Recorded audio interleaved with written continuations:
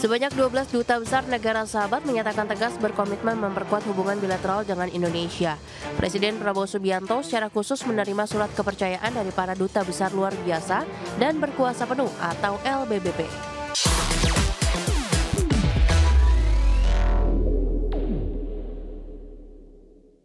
Pemerintah kembali memfokuskan penguatan hubungan kerjasama antara negara di berbagai sektor, antara lain ekonomi, politik, pendidikan, dan hubungan masyarakat. Ya, sebanyak 12 negara sahabat menyatakan siap memperkuat hubungan bilateral dengan Indonesia.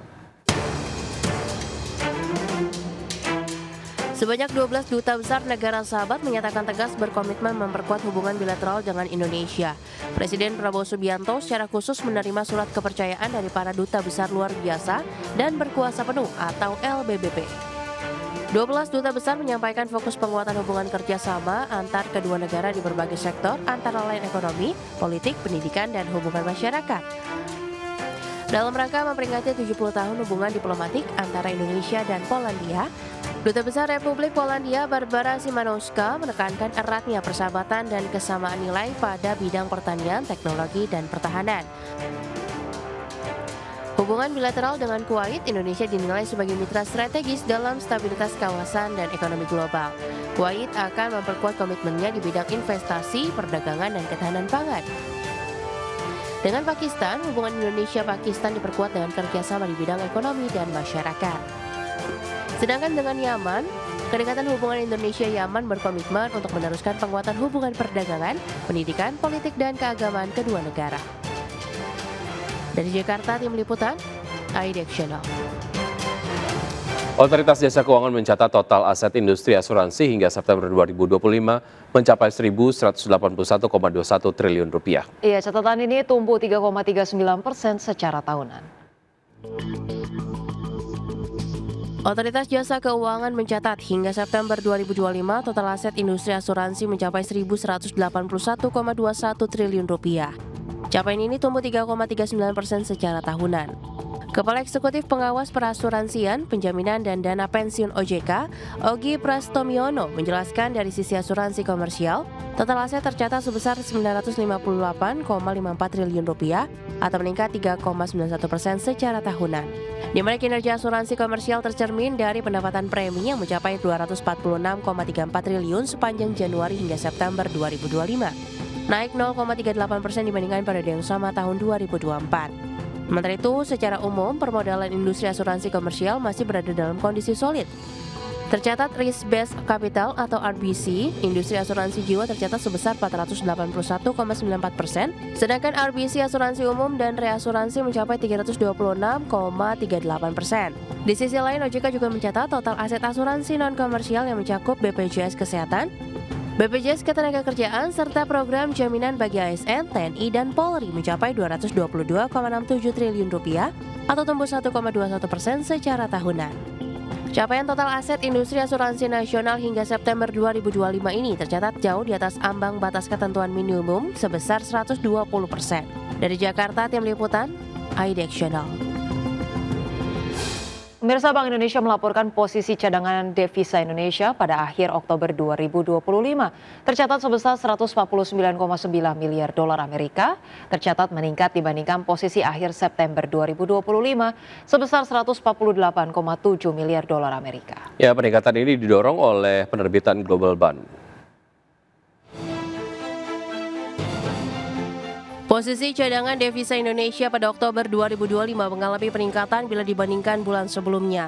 Bank Indonesia mencatat posisi cadangan devisa Indonesia pada akhir Oktober 2025 sebesar 149,9 miliar dolar Amerika Serikat.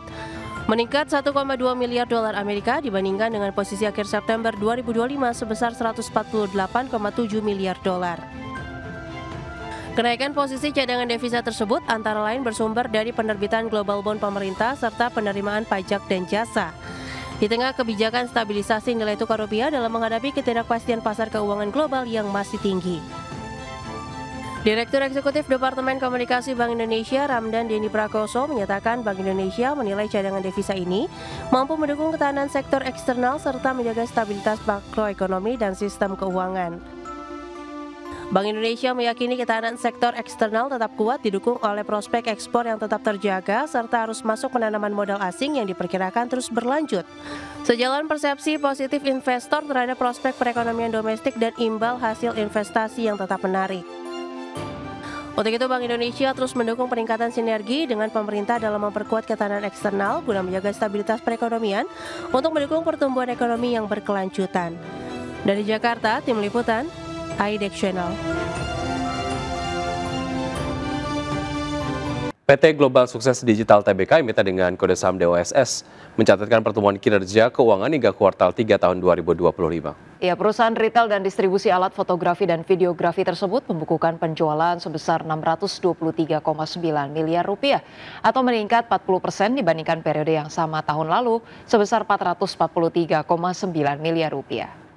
Kinerja positif tersebut juga tercermin pada laba bersih yang naik 46%, meningkat dari 18,18 miliar rupiah per September 2024 menjadi 26,56 miliar rupiah hingga September 2025. Pertumbuhan ini sejalan dengan meningkatnya kebutuhan konten digital dan pesatnya perkembangan industri kreatif. Ya, indeks harga konsumen China mengalami kenaikan tak terduga pada Oktober 2025, didorong oleh meningkatnya permintaan perjalanan, makanan, dan transportasi selama periode libur panjang. Adapun inflasi tercatat naik 0,2% secara year on year, berbalik dari penurunan 0,3% pada bulan September. Indeks harga konsumen atau inflasi China mengalami kenaikan tak terduga pada Oktober 2025. Hal ini didorong oleh meningkatnya permintaan perjalanan, makanan, dan transportasi selama periode libur panjang. Biro Statistik Nasional China melaporkan bahwa inflasi naik 0,2% secara year on year, berbalik arah dari penurunan 0,3% pada September. Sementara itu, inflasi inti yang tidak memasukkan komponen bergejolak seperti harga pangan dan energi meningkat 1,2%.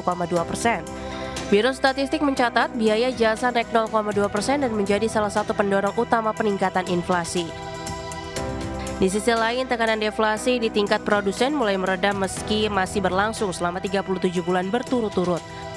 Indeks harga produsen turun 2,1% secara tahunan dibandingkan penurunan 2,3% pada September. China menghadapi tekanan deflasi selama beberapa bulan terakhir dengan harga konsumen sempat turun pada Agustus dan September sebelum akhirnya kembali ke wilayah inflasi pada Oktober. Mengakhiri siklus tersebut kini menjadi prioritas utama kebijakan ekonomi Beijing. Pemerintah meluncurkan kampanye anti-involution yang bertujuan menghentikan perang harga di berbagai sektor, mulai dari kendaraan listrik hingga layanan pengantaran makanan. Namun kemajuan masih terbatas karena pemerintah berhati-hati terhadap resiko pemutusan hubungan kerja dan perlambatan pertumbuhan ekonomi. Berbagai sumber, IDEX Channel. Presiden Federal Reserve Bank of Chicago, Austin Goolsbee, mengaku cemas atas rendahnya angka inflasi selama penutupan pemerintahan Amerika Serikat atau government shutdown. Menurutnya hal tersebut membuat langkah pemangkasan suku bunga lanjutan menjadi lebih beresiko. Goolsbee mengatakan sumber data sektor swasta terkait dengan inflasi jauh lebih sedikit dibandingkan dengan data pasar tenaga kerja, sehingga pembuat kebijakan tidak memiliki gambaran yang jelas mengenai pergerakan harga selama shutdown, seperti halnya pada data ketenagakerjaan. Adapun pada Oktober lalu, The Fed kembali menurunkan suku bunga untuk kedua kalinya secara beruntun guna memperkuat pasar tenaga kerja setelah perlambatan tajam perekrutan selama musim panas.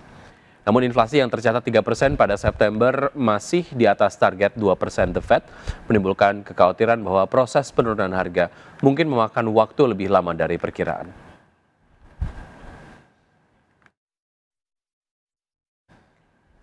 Ya, selanjutnya dari bursa global, bursa Wall Street ditutup bervariasi pada perdagangan di hari Jumat dengan indeks Nasdaq yang ditutup lebih rendah. Sementara S&P 500 dan juga Dow Jones berhasil membukukan kenaikan tipis pada akhir perdagangan. Adapun pergerakan Wall Street diwarnai kekhawatiran penutupan pemerintahan federal terlama dalam sejarah dan valuasi saham teknologi yang menekan minat risiko. Dan pada penutupan perdagangan di hari Jumat, Dow Jones Industrial Average menguat 0,16% ke level 46.987, S&P 500 naik 0,13% ke level 6.728 dan Nasdaq Composite turun 0,21% ke level 23.004. Ya, sementara itu dari bursa ekuitas Eropa, pemirsa, yang mengakhiri pekan yang bergejolak dengan penurunan pada hari Jumat, karena kekhawatiran terhadap valuasi tinggi saham-saham terkait dengan teknologi terus berlanjut. Indeks acuan kawasan Eropa Stock 600 ditutup turun 0,6% ke posisi 564,79 dan DAX Jerman turun 0,69% ke posisi 23.569 dan FTSE 100 Inggris terkoreksi 0,55% ke level 9.682.